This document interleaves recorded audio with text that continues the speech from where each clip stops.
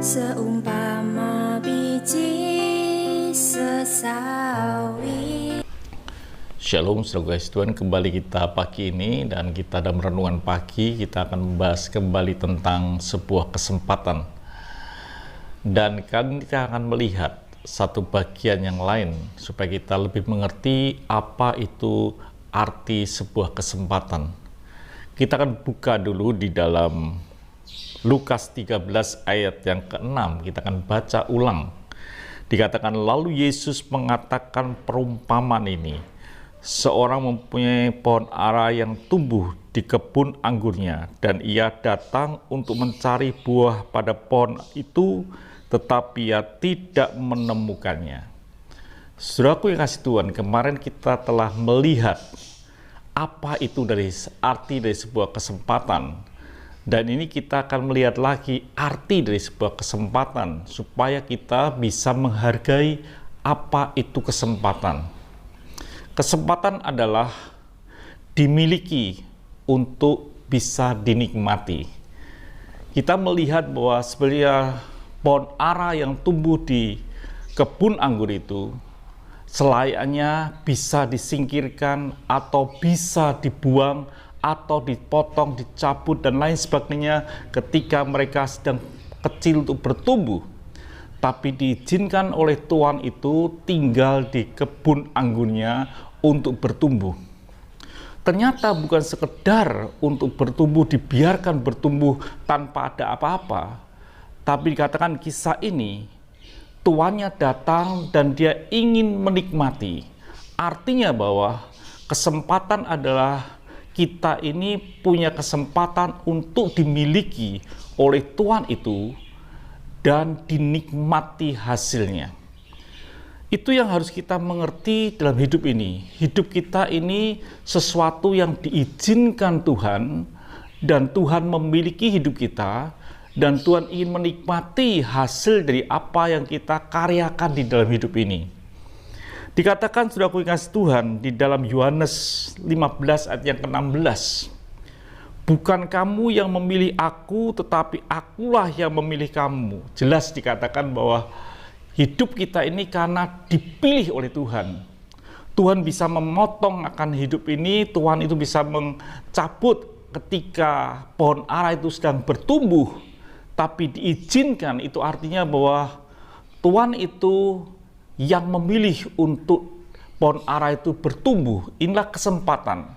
Dan dikatakan lebih Yohanes 15 ayat yang ke-16 sama.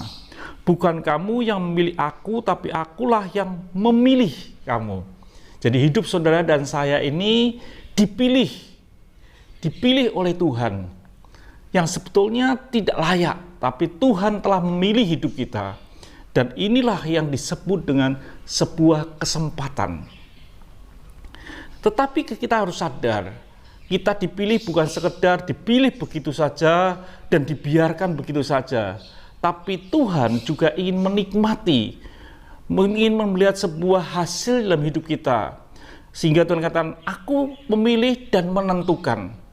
Dikatakan dalam firman Tuhan, dan aku telah menetapkan kamu supaya kamu pergi dan menghasilkan buah, dan buahmu itu tetap, supaya apa yang kamu minta kepada Bapa dalam namaku diberikannya kepadamu.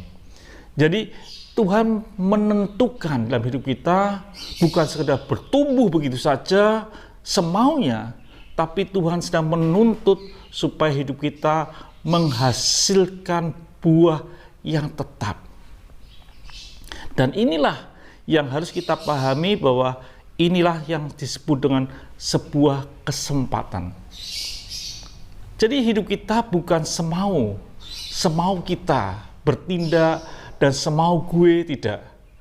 Tuhan telah menetapkan, memutuskan untuk memilih, diizinkannya kita seperti pohon ara tinggal di kebun anggur supaya Tuhan itu bisa menikmati hasilnya. Nah, apakah kita ini berhasil apa tidak? Itu yang paling penting. Filipi dikatakan, Filipi 1 ayat yang ke-22, tetapi jika aku harus hidup di dunia ini, berarti bagiku bekerja memberi buah. Paulus berkata di dalam suratnya di Filipi, kalau aku diizinkan hidup, aku ini harus menghasilkan bekerja, menghasilkan buah. Jadi hidup kita ini harus bukan hidup yang sekedar begitu saja hidup, tapi hidup kita ini perlu sampai menghasilkan buah.